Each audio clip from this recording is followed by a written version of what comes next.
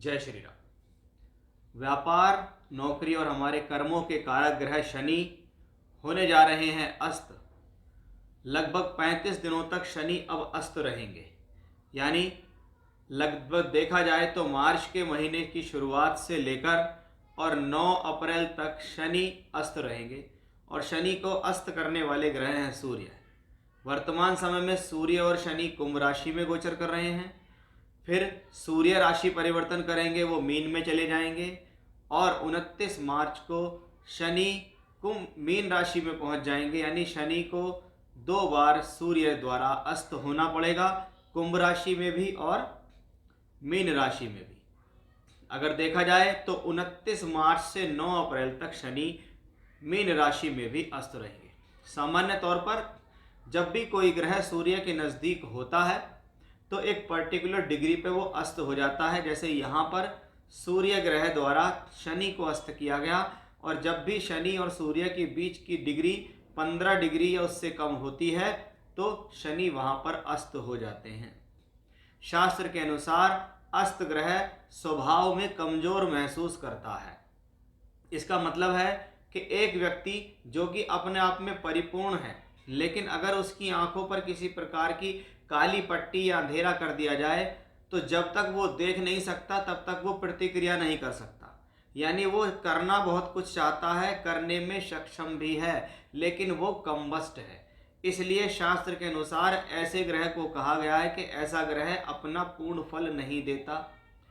अस्त ग्रह से संबंधित गोचर हो या दशा हो, वह अतिरिक्त व्यक्ति से वर्क कराता है, जिसको हम कहते हैं एक्स्ट्रा एफर्ट्स कराने वाला प्लेनेट, ज़रूरत से ज़्यादा मेहनत कराने वाला प्लेनेट कहा जाता है। ऐसी स्थिति में यह भी है कि जब तक आप उस ग्रह से संबंधित पूजा पाठ दान नहीं करेंगे तब तक वो ग्रह आपको पूर्ण तरीके से अच्छे फल नहीं देगा। अब शनि ग्रह को देखें तो टेक्निकल वर्क, मैकेनिकल वर्क्स, भूमि से संबंधित वर्क्स, लेबर क्लास, ज़मीन से निकलने वाली चीज़ें, ऑयल, फूल, खनिज पदार्थ, फ्रूट्स, वेजिटेबल्स, प्लेन लैंड, ये सब कुछ शनि के कारकत्व हैं। जब शनि अस्त होते हैं तो इन सब चीज़ों पर बहुत अच्छा खासा प्रभाव भी पड़ता है। शनि ग्रह को कर्म से जोड़ा गया है तो कर्म द्वारा ही धन कमाया जाता है। तो जब तक हम कर्म नहीं करेंगे तब तक हम धन नहीं कमा पाएंगे। इसलिए अस्त शनि के दौरान कहीं ना कहीं आपके धन पर, आपके कार्य पर, आप राजनीति के क्षेत्र में जुड़े हुए हैं तो ऐसी स्थिति में महंगाई का स्तर भी बढ़ जाता है, वो भी हम ऐसी स्थिति में देखते हैं। यानी एक अस्त ग्रह जिसको हम प्योरली अगर देखें तो शास्त्र में हम देखें कि काल पुरुष की कुंडली मेष लगन की है। उस मेष लगन के लिए शनि कर्म और लाभ दोनों के स्वामी हैं। अब ऐसा ही एक प्लेनेट अगर सूर्य द्वारा अस्त हो जाए तो ये आपकी प्रोफेशनल लाइफ पर असर तो डालेगा, इसमें कोई भी संदेह नहीं। अब ऐसे शनि से ठीक प्रकार के रिजल्ट प्राप्त करने के लिए जब वो ग्रह अस्त हो तो ये नहीं होता कि हम उसका रतन पहन लेंगे तो उसको हम बलि कर देंगे। रतन पहनने से वो बलि नहीं होगा, पूजा पाठ आराधना से बलि होगा। ऐसी स्थिति में भगवान कृष्ण की स्तुति करना आपके लिए सबसे शुभ होता है। जैसे ओम कृष्णाय वासुदेवाय हरिये परमात्मने प्रणतः कलेशनाशाय गोविंदाय नमो नमः, इस मंत्र का जाप कर सकते हैं। शाम के समय सूर्यास्त के बाद शनि के बीज मंत्र ओम शम शनश्चराय नमः या पौराणिक मंत्र ओम शन्नो देवी रवष्टया आपो भवन्तु पीतये शन्योरभिस्रवन्तु नः ओम शम शनिश्चराय नमः, ऐसा भी कर सकते हैं। रोजाना या प्रत्येक शनिवार की शाम को सुंदरकांड का पाठ करना भी आपके लिए बहुत उचित होगा। ये आप रेमेडी जरूर करें, क्योंकि शनि का अस्त आपकी प्रोफेशनल लाइफ पर प्रभाव डालता है और हमें अगर प्रोफेशनल लाइफ ठीक करनी है तो हमें इस दौरान पूजा करनी ही चाहिए। आइए अब देखते हैं कि आपकी राशि पर इसका क्या प्रभाव होने वाला है। अगर वीडियो की डिटेल्स आपको समझ में आ रही हैं, चैनल आपको ठीक लग रहा है, वीडियो आपको पसंद आ रही है तो लाइक कीजिए, चैनल को सब्सक्राइब करना ना भूलें। और अपनी हॉरोस्कोप अगर आप दिखाना चाहते हैं तो दिए गए व्हाट्सएप नंबर पर आप कॉन्टैक्ट कीजिए।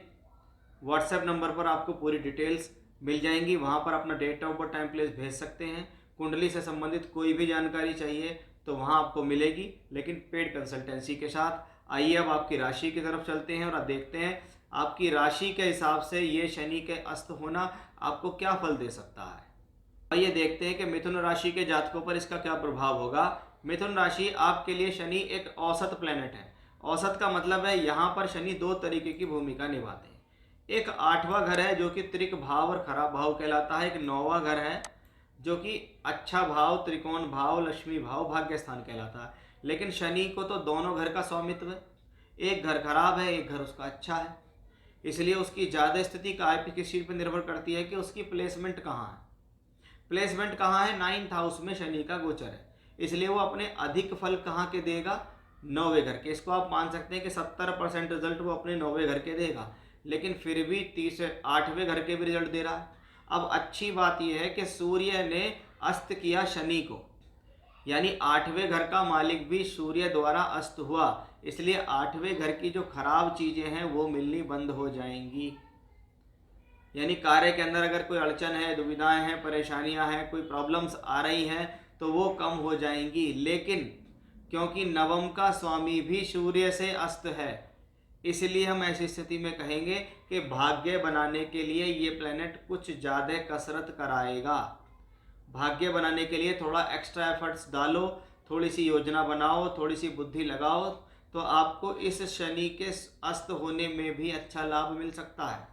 क्योंकि नवमेश तो नवम भाव में है, लेकिन वो शत्रु ग्रह उसके भाग्य स्थान में बैठ गया है। सूर्य कौन है? तृतीयेश है। और शनि कहाँ गया है? 9th हाउस में। सूर्य ने शनि के घर में घुस के उसे अस्त किया है। यानी ऐसी स्थिति में देखा जाता है कि आपके भाग्य में कहीं ना कहीं आपका शत्रु पक्ष अड़चन डाल सकता है। इसलिए उससे भी सतर्क रहना पड़ेगा। इसलिए अगर आप चाहते हैं कि शनि के इस अस्त होने के दौरान आपकी प्रोफेशनल लाइफ ठीक रहे, आपको व्यापारिक लॉस ना हो, आपको नौकरी में लॉस ना हो, आपको एफर्ट्स कम करने पड़े, रिजल्ट आपको मिलता रहे, तो भाई मैंने इंट्रोडक्शन में जो भी उपाय आपको दिए हैं वो करना आपके लिए अनिवार्य है। उनको अवश्य सुन लीजिए, उनको करने शुरू कर दीजिए, क्योंकि 35 दिन जीवन के लिए बहुत बड़ा समय होता है।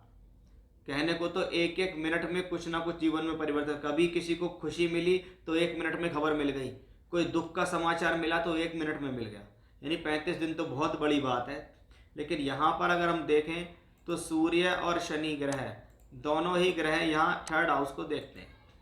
अब ऐसी स्थिति में ट्रैवलिंग से लाभ मिल सकता है, कम्युनिकेशन से लाभ मिल सकता है, किसी प्रकार के परिवर्तन ट्रांसफ़र से लाभ मिल सकता है, किसी दूर स्थान से जुड़ के काम करने की योजना बनाएंगे तो उससे भी आपको यहाँ लाभ मिल सकता है। इस बात का आपको यहाँ पूर्ण तरीके से ध्यान देने की ज़रूरत है। इसलिए जब तक शनि रहें तब तक सावधान रहें, प्रोफेशनली फैसले सोच समझ कर लें, किसी भी प्रकार का काम को लेकर परिवर्तन ना करें, कोई नया पैसा लगाने की कहीं ज़रूरत नहीं है, कोई नया काम ना करें, शांत रहें। जब शनि यहाँ से अस्त होकर निकल जाएंगे 9 अप्रैल के बाद, तब आप अपने काम के अंदर फिर से योजनाबद्ध तरीके से कार्य कर सकते हैं। तो ये था हमारा आज का विषय कि मिथुन राशि के जातकों पर कैसा होगा प्रभाव जब शनि होंगे अस्त। जय श्री राम।